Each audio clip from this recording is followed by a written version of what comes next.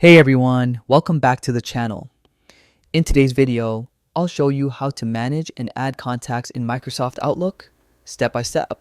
Updated, whether you're using it for personal or professional emails, this quick guide will help you keep your contacts organized and always within reach. So, stay with me till the end. It's simpler than you think. First, open your browser and go to the official Microsoft Outlook website. Click the sign in button and then carefully type in your primary email address. Make sure there are no typos. One small mistake can stop you from logging in. Next, enter your password securely. If you're unsure while typing, you can click the show password option to double check. Once you're done, hit sign in to authenticate your account. Once you're inside your Outlook inbox, look at the lower left corner and click on the people icon. That's where all your contact management happens.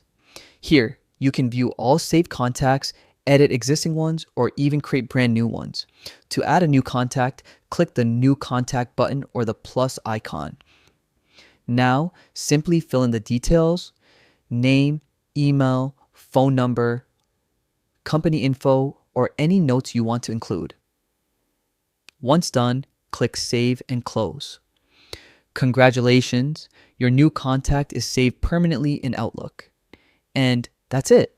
You've just learned how to manage and add contacts in Outlook. The easy way. You can repeat these steps anytime to keep your address book neat, synced, and ready for any email you send. If this video helped you out, don't forget to like, subscribe, and hit the bell icon so you never miss my latest tech guides. Thanks for watching, and I'll see you in the next one.